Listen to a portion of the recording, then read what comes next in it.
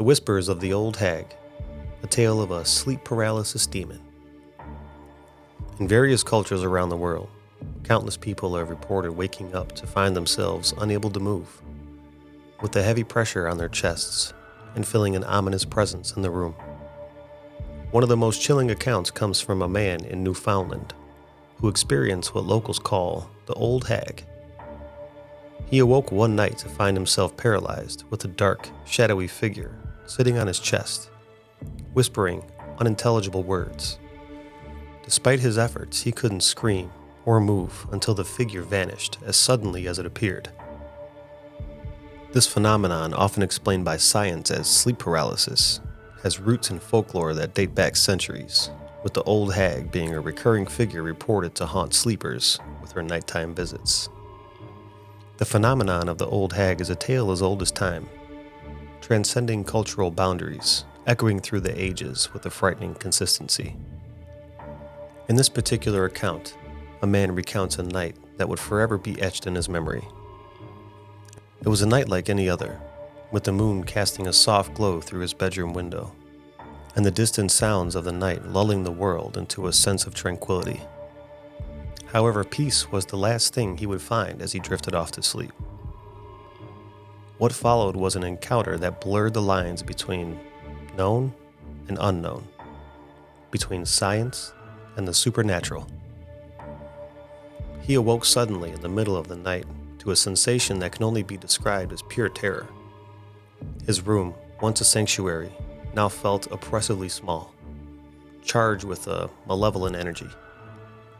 He tried to sit up, to flee, to scream for help, but his body refused to obey.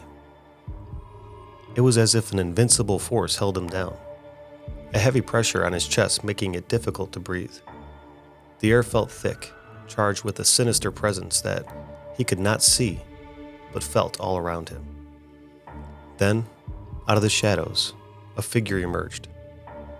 It was a dark, shadowy form, sitting on his chest with a weight that was suffocating. The figure leaned closer, its face obscured, whispering words that made no sense yet filled him with an inexplicable fear. These whispers, though indecipherable, carried with them a message of malice and doom. The man struggled against his invisible restraints, panic rising within him as he realized he was utterly powerless to escape. Scientists explain it as a glitch of the brain's transition between REM sleep and wakefulness, where the mind awakens but the body remains immobile, and dreams can project into the waking world. However, for those that have felt its grip, it is something far more eerie. The legend of the Old Hag herself is steeped in centuries of folklore, varying from region to region but always maintaining the core elements of nocturnal oppression and an evil presence. In Newfoundland, the Old Hag is not just a nightmare, but a part of the cultural fabric, a story passed down through generations as a warning and an explanation for those nights when the veil between our world and something otherworldly seems perilously thin. The disappearance of Frederick Valentich. The disappearance of Frederick Valentich is a story that has intrigued and puzzled both aviation experts and UFO enthusiasts alike for decades. On the evening of October 21st, 1978, Valentich, a 20-year-old pilot, embarked on what was supposed to be a routine flight from Melbourne to King Island in the Bass Strait. The weather conditions were favorable, and Valentich, though relatively inexperienced with only about 150 hours of flying time, was keen and confident. However, what started as a standard flight soon turned into one of the most baffling mysteries in Australian aviation history. Approximately halfway through his journey, Valentich initiated a conversation with Melbourne Air Traffic Control. His voice, calm at first, conveyed a growing concern about an unidentified object flying ominously close to his single-engine Cessna 182. Valentich reported that the object was not only moving at high speed but also seemed to toy with him, appearing to orbit above him before suddenly vanishing and reappearing in different positions. The descriptions he provided did not match any known aircraft, adding an eerie layer to the mystery of this encounter. The situation took a chilling turn when Valentich expressed his alarm in a voice that bordered on fear, uttering words that would later define this mystery. "It is hovering, and it's not an aircraft." These words, filled with confusion and disbelief, were the last anyone would hear from Valentich. A strange, metallic scraping sound followed, and then silence. The transmission was lost, and with it, any hope of understanding what Valentich was experiencing in those final moments. The immediate aftermath of Valentich's last communication triggered a massive search and rescue operation that combined the Bass Strait and surrounding areas. The lack of physical evidence turned the case into a breeding ground for speculation and theories.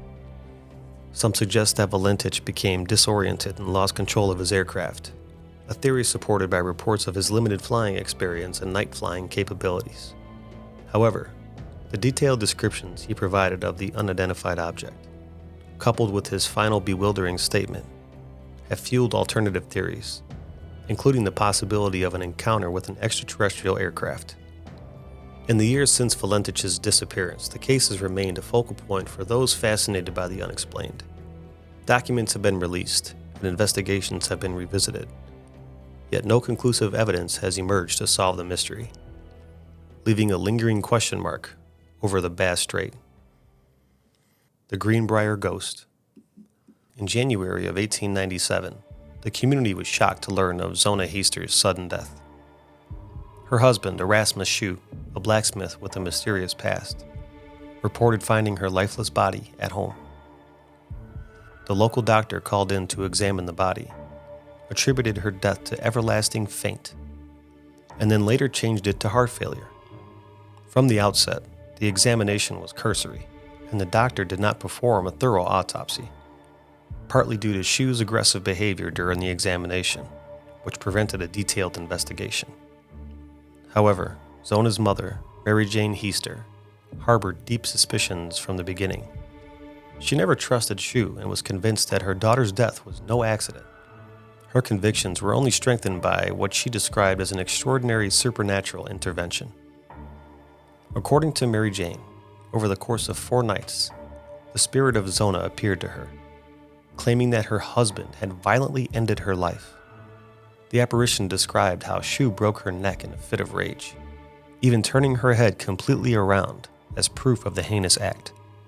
Driven by a mother's grief and an ethereal testimony of her daughter's ghost, Mary Jane approached the local prosecutor with her story.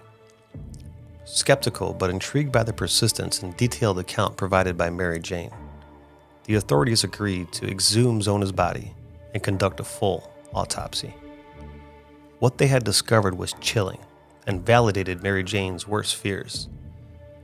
Zona Heaster Shue had indeed died from a broken neck, with her windpipe crushed and vertebrae fractured. The autopsy findings directly contradicted the initial diagnosis and pointed to a violent assault. The evidence gathered from the autopsy, along with circumstantial testimonies and Shue's own suspicious behavior, led to his arrest and trial for the murder of his wife. During the trial, Mary Jane's account of ghostly visitations became a focal point. And in a turn of events that seems almost too incredible to be true, the testimony of a ghost would contribute to the conviction of a murderer. Shue was found guilty and sentenced to life in prison, where he would die 3 years later, still proclaiming his innocence. The Greenbrier ghost story has transcended its local origins to become a part of American folklore, a haunting reminder of the thin veil between life and death, and the lengths that a spirit might go to ensure that justice is served. Thank you for listening. Please subscribe, like, and hit the bell notification for more. We'll talk to you again soon.